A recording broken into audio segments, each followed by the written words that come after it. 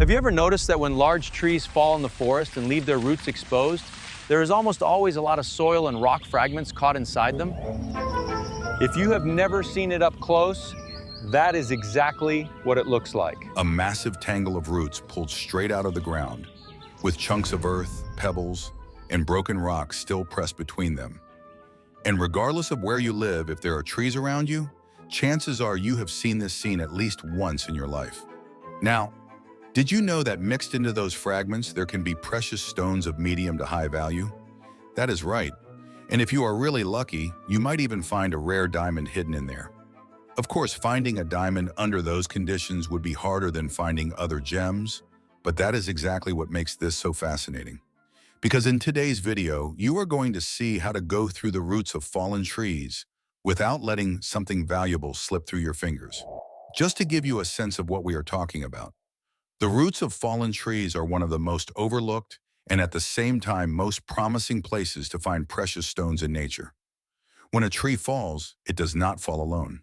It drags with it decades of underground growth, hundreds of pounds of soil, and everything that got trapped between its roots over the years, including minerals that had been buried for thousands of years and that are now, at the exact moment the tree hit the ground, exposed to the surface for the very first time. An opportunity you should never waste. To understand why fallen trees are such a powerful and overlooked prospecting opportunity, you first need to understand something that most people never really think about. The ground beneath your feet is not just dirt. It is a layered archive of millions of years of geological history. And somewhere inside that archive, in many regions across the United States and around the world, there are minerals and gemstones that have been slowly moving upwards through the soil for thousands of years, pushed by geological forces that have never stopped working, even though no one notices them. Here is how it all begins. Deep underground volcanic events that happened long before any human being ever walked this planet forced molten rock upward through cracks in the Earth's crust. That molten rock carried with it minerals that had formed under extraordinary pressure and heat at depths most people can barely imagine. Diamonds, for example, crystallize roughly 100 miles below the surface. They are only brought up by a very specific kind of volcanic eruption, one that shoots material upwards so fast that the diamonds do not have time to convert into ordinary graphite along the way. The rock that carries them is called kimberlite, and once that volcanic column reaches the surface, it cools, hardens, and over millions of years begins to slowly break down and weather into soil. The same general process happens with other gemstones. Just through different geological pathways, rubies and sapphires form inside aluminum-rich rocks that were once buried deep and subjected to intense heat and pressure. Garnets grow inside ancient metamorphic formations that have been folded, compressed, and gradually pushed toward the surface over geological timescales. Tourmaline crystallizes inside coarse-grained igneous rocks called pegmatites, rocks that look almost like oversized granite, with crystals large enough to see with the naked eye. Emeralds form where beryllium-rich fluids cool slowly inside fractures in the earth. In every one of these cases, the process that created the gemstone happened underground, but geological activity across millions of years has been gradually lifting these rocks and the crystals inside them closer and closer to the surface. By the time we are talking about soil that is only a few feet deep, many of these minerals are already there. They are mixed into the upper layers of the earth as fragments, grains, and small crystals that have been slowly released from their original host rocks by weathering and erosion over time. Rainwater, temperature changes across the seasons, and the constant natural movement of sediment keep redistributing them within the upper soil profile. And that is exactly where tree roots live. A mature tree growing in mineral-rich terrain can have roots that extend downward anywhere from a few feet to more than 20 feet, depending on the species and the soil conditions. Those roots push through layers of earth, following moisture and nutrients. And as they grow, they weave around rocks, push through sediment, and physically interact with whatever minerals are present in the soil around them. Over decades and sometimes centuries, the root system becomes essentially entangled with the geological material in that column of earth. Small stones and mineral fragments get caught in the spaces between roots, held in place by pressure, soil compaction, in the natural grip of the root structure itself as it expands and thickens over the years. Now, when that tree dies and eventually falls, whether from old age, a storm, disease, lightning, or simply the weight of time, something remarkable happens. As the tree tips over, the entire root ball comes with it. All of that interlocked soil and mineral material gets pulled up and out of the ground in a single violent moment. The root mass, which can weigh thousands of pounds on a large tree, flips upward and outward, rotating around the base of the trunk. What was underground is now exposed. The soil that was packed between the roots is now facing the sky. And inside that mass of tangled roots and turned up earth, there may be mineral fragments and gemstone material that has never before been touched by sunlight.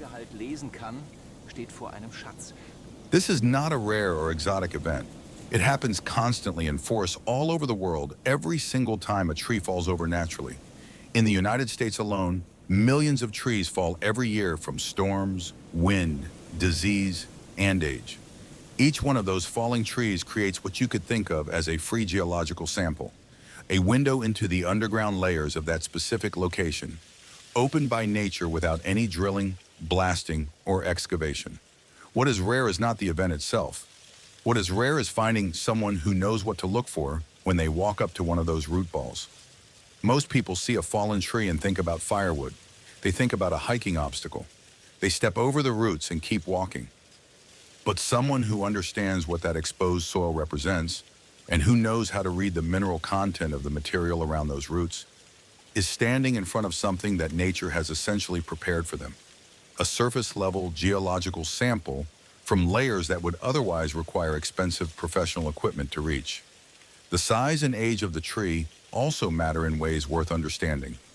Larger, older trees with more extensive root systems expose significantly more material and bring up soil from greater depths. A young tree that has been growing for 20 years has a shallow, limited root ball. A massive old oak or pine that has been growing for a century or more has roots that have been threading through deep soil layers for generations, collecting and trapping whatever minerals were present along the way. When a tree like that falls, the root ball it exposes can be 6, 8, even 10 feet across. An enormous cross-section of the underground world that has been locked away since long before anyone alive today was born. There is also another mechanism that works in your favor, even after the tree has been on the ground for years. The pit that a fallen root ball leaves behind in the forest floor becomes a natural trap for loose minerals. Rainwater washing across the forest floor picks up heavy mineral grains from the surrounding soil and carries them downhill toward low points. The root cavity is one of the lowest points in the immediate area. Over months and years, heavier minerals and gemstones are almost always significantly denser than common soil particles, settle and concentrate in that natural depression. So even a root ball that has been rotting on the ground for a decade with the original tree long since decomposed is worth inspecting carefully. The pit beside it may have been quietly collecting heavy mineral material from the surrounding terrain for years, creating a natural concentration that is just waiting to be found. Finding a fallen tree in the woods is the easy part. The skill that will actually determine whether your time there is productive or not is knowing how to read the soil that comes up with the roots, because not all soil looks the same, and the differences that are completely visible to the naked eye, no equipment required, are already telling you a great deal about what might be hidden inside. The first thing to do when you approach a fallen tree's root ball is simply stand back and look at the color of the exposed earth. Soil color is one of the most informative observations you can make in the field, and it costs you nothing. If the exposed root ball shows soil that is notably red, orange, or deep reddish brown, that is a signal worth taking seriously.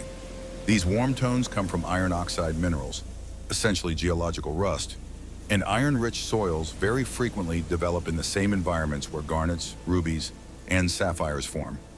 The geological conditions that concentrate the minerals needed for those gemstones also tend to produce iron-rich, weathered layers above them. A red soil does not guarantee that gemstones are present, but it tells you that the chemistry of this location is the right kind of chemistry to pay attention to. Dark gray or black soil, particularly when it has a slightly heavy feel or a faint metallic quality to it, is another signal worth noting. Dark, dense soils often indicate the presence of iron and titanium minerals, specifically ilmenite and magnetite, that are closely associated with the same volcanic rock bodies that carry diamonds. In kimberlite-bearing regions of the United States, which include parts of Colorado, Wyoming, Kansas, Arkansas, and areas of the Southeast, the soil directly above and around a kimberlite body frequently has this dark, heavy character. If you are in one of those regions, and more of the United States sits on or near kimberlite-bearing terrain than most people realize, and you encounter a fallen tree with a notably dark, heavy-feeling root ball, that combination deserves careful attention. Yellowish or pale, chalky soil in the root ball suggests the presence of decomposed feldspar-rich rock, which is the signature of pegmatite terrain. Pegmatites are among the most gemstone-productive rock types on Earth. They host tourmaline in colors ranging from black to deep green to vivid pink and even bicolor. They host beryl, which depending on its trace chemistry produces aquamarine, emerald, golden heliodor, or colorless goshenite. They host topaz, which can appear as pale blue, golden yellow, or completely colorless crystals. In states like North Carolina, Maine, California, and South Dakota, pegmatite-bearing terrains are relatively well documented, and the soil above them often has that pale, slightly chalky quality that comes from feldspar slowly breaking down over long periods of time. After observing the color, the next step is to feel the texture. Pick up a handful of the exposed soil and roll it between your palms. Sandy, gritty soil that does not compact well typically means you are dealing with weathered, quartz-rich rock, the kind of terrain where quartz crystals, amethyst, and sometimes topaz occur. Fine, smooth clay that packs easily and feels almost slippery suggests deeply weathered metamorphic rock, which is the environment associated with rubies, sapphires, and garnets. A soil that feels rough but also unusually heavy, almost like wet sand but denser than expected, is worth investigating closely because that extra weight can come from heavier mineral grains mixed into the ordinary material. Look carefully at the rock fragments visible in the exposed root ball. The roots will have brought up pebbles and small rocks along with the soil, and these fragments are essentially free geological samples of whatever formation lies beneath that tree. If you see light-colored chunks with large, clearly visible crystal grains, pieces where you can make out individual minerals without any magnification, those are likely fragments of pegmatite or granite. That tells you to watch for tourmaline, garnet, beryl, and topaz. If you see dark, fine-grained rocks with no visible crystals, compact and heavy, those could be fragments of basalt or volcanic material, and in some cases kimberlite. If you see rocks with visible bands of alternating light and dark material, or rocks that seem to break naturally into flat, sheet-like layers, those are metamorphic rocks, schist and gneiss, which are the geological home of rubies, sapphires, garnets, and a blue-bladed mineral called kyanite that is sometimes used as a gemstone in its own right.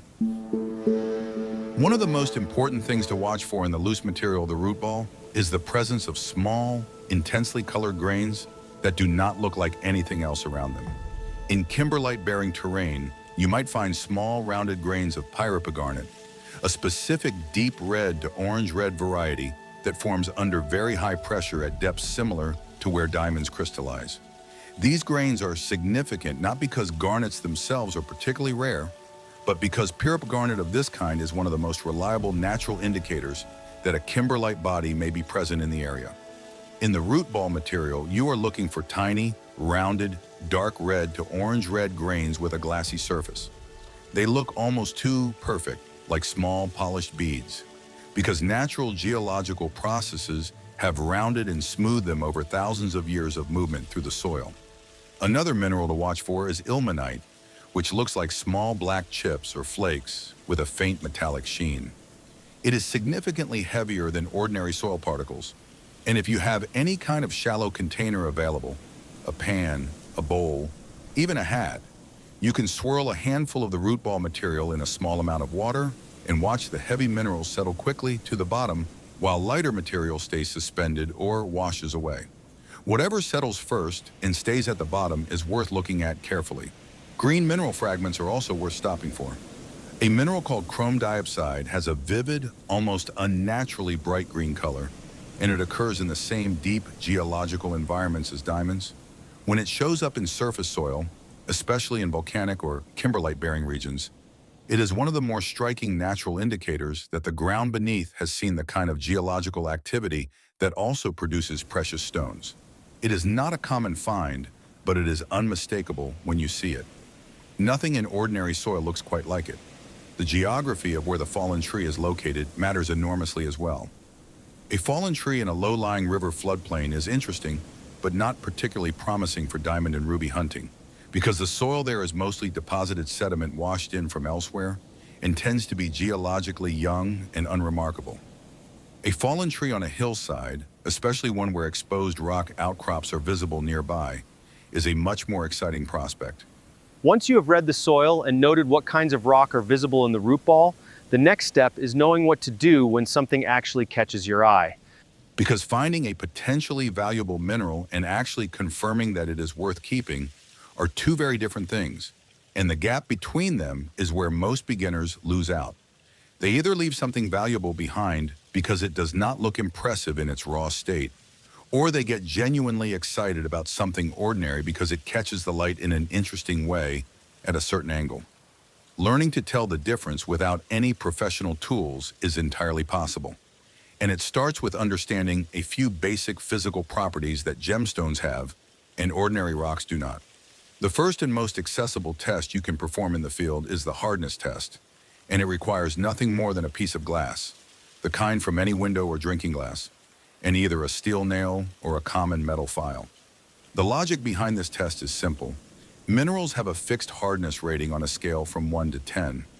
Ordinary common minerals like calcite and feldspar fall in the lower half of that scale. Most gemstones, garnet, tourmaline, topaz, beryl, sapphire, diamond, fall in the upper half at levels 7, 8, 9, and 10. Glass has a hardness of about 5.5. Steel sits around 6.5. What that means practically is this. If you find a crystal or a grain that scratches glass cleanly, leaving a real scratch in the glass surface, not just a white powder mark that wipes away, you have something that is harder than glass and that already eliminates the vast majority of common, worthless minerals. If that same piece also scratches your steel nail without showing any damage to itself, you are looking at something even harder, which puts you in the range where real gemstones live. The key to doing this test correctly is making sure you are actually scratching the glass rather than just leaving a powder residue. Some soft minerals crumble against glass and leave a white mark that looks like a scratch, but wipes away completely with a finger. A true scratch in glass does not wipe away. Run your fingernail across it. If the groove is real, you will feel it. That distinction matters because it is the difference between something soft and worthless and something genuinely hard and worth investigating further. After hardness, the next thing to evaluate is luster, the way the surface of a mineral reflects light. This is something you can assess simply by holding the piece up and looking at how its surface behaves in direct sunlight or under a flashlight. Gemstones generally have a specific kind of shine that is described as vitreous, meaning glass-like, or in some cases adamantine, which is a stronger, almost mirror-like reflection. What you are looking for is a shine that seems to come from within the surface rather than just sitting on top of it, and a reflection that stays consistent and clean even as you turn the piece. Ordinary rocks and common minerals tend to have a duller, more diffuse reflection. They scatter light rather than reflecting it cleanly. Quartz is a good reference point. Most people have seen a quartz crystal, and the kind of clean, glassy shine that quartz has is similar to what you are looking for in most gemstone candidates. If a piece shines noticeably more intensely or more cleanly than quartz, that is a signal worth noting.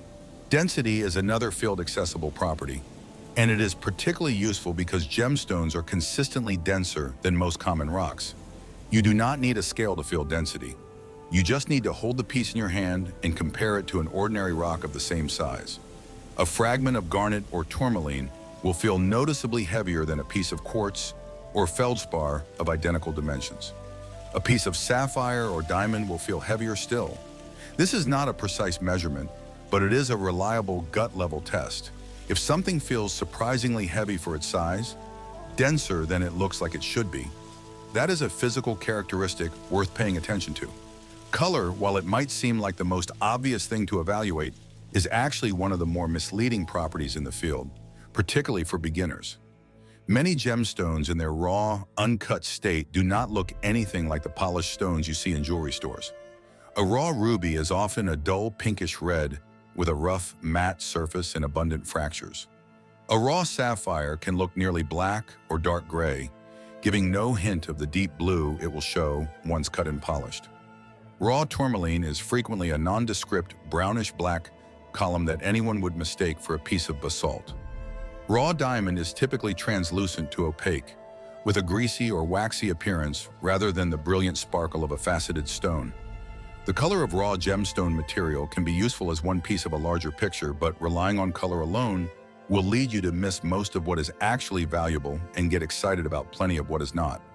What color can tell you in the field is something about geological origin. Vivid, saturated reds and oranges in a small mineral grain suggest garnet or possibly ruby-bearing corundum. Deep blue to blue-black in a dense, hard grain suggests sapphire or kyanite. Vivid grass green in a glassy fragment suggests chrome tourmaline, demantoid garnet, or chrome diopside. Pale blue with a slightly translucent appearance in a smooth grain suggests either aquamarine or blue topaz. These are clues, not confirmations. But in combination with hardness, density, and luster, color helps you build a picture that points toward what you might actually be holding. One practical technique that experienced prospectors use when working root ball material is water washing. Carry a bottle of water, which you should have anyway for hydration, and use it to rinse the surface of any interesting piece before evaluating it. Dry soil and iron oxide staining can mask the true surface of a mineral completely.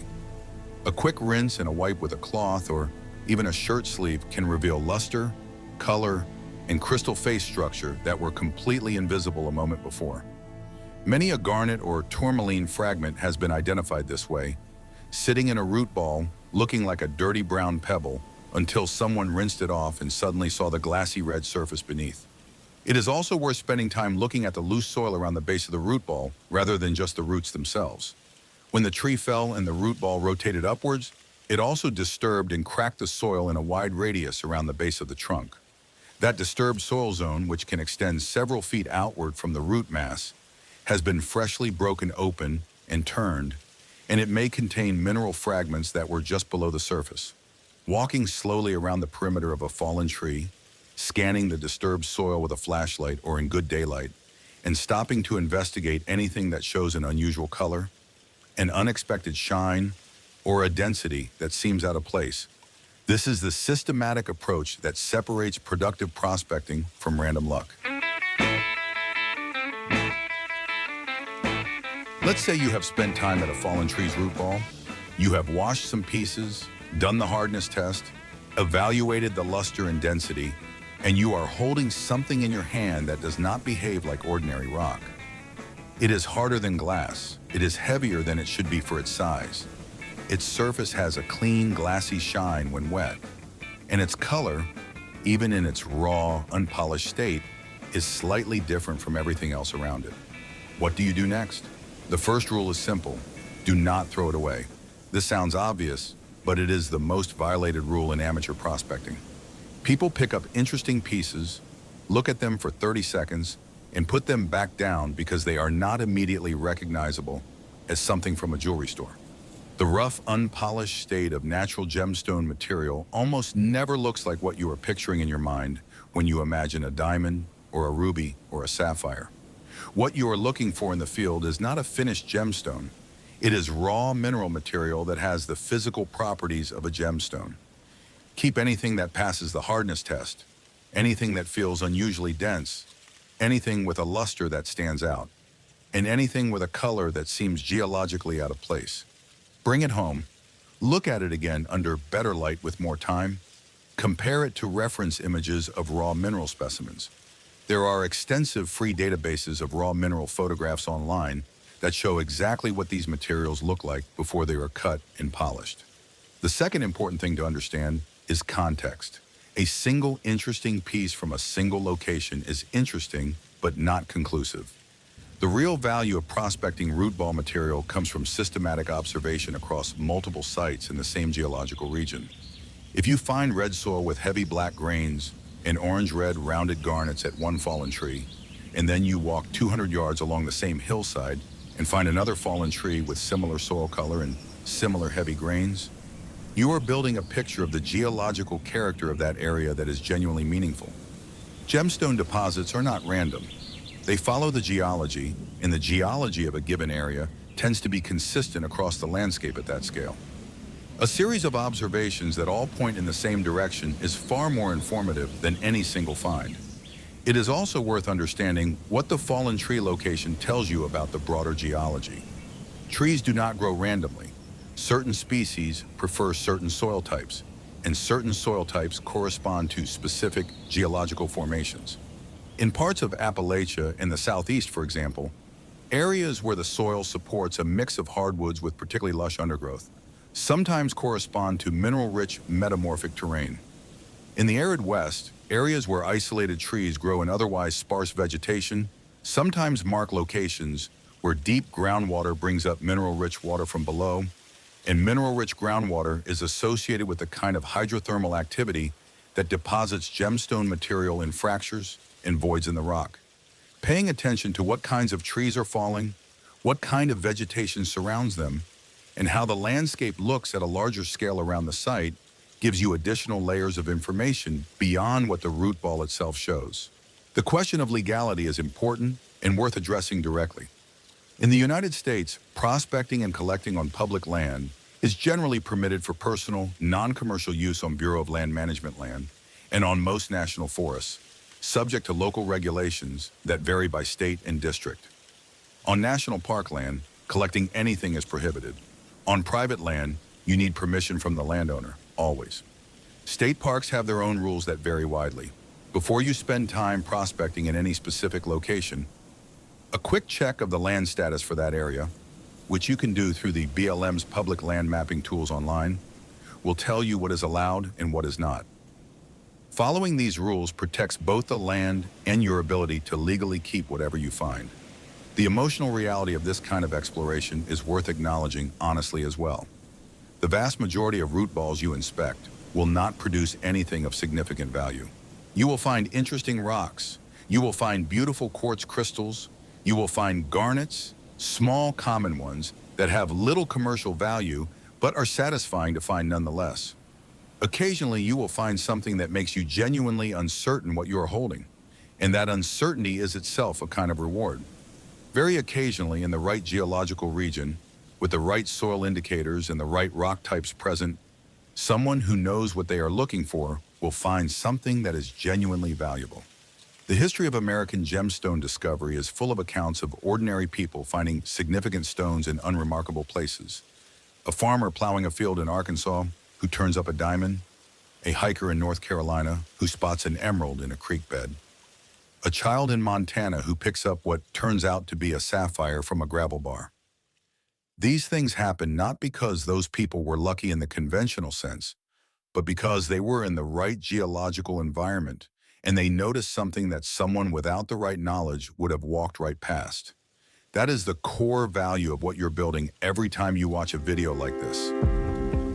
And this is exactly where everything comes together, because now you understand how precious stones end up in the roots of fallen trees, how to read the soil to figure out what might be hidden in that specific spot, how to test what you find right there in the field, and how to think systematically about what a region can or cannot contain.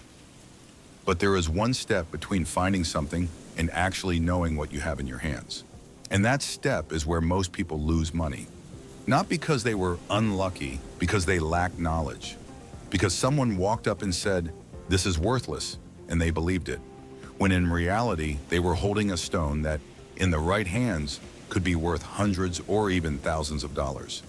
That is exactly why the book Gemology Journey for Beginners was created. It is available on Amazon, and it was made for anyone who wants to learn how to identify precious stones using their own resources, without professional equipment, with practical tests and straightforward explanations. You will learn how to evaluate hardness, density, luster, and texture in a way that actually makes sense for someone just starting out, and you will stop having to rely on a stranger's opinion to know what you really found. But if this is not the right moment for you, no problem at all. Subscribe to the channel for free and watch the next video appearing on your screen right now. Thanks for liking and subscribing. Good luck, gem hunter.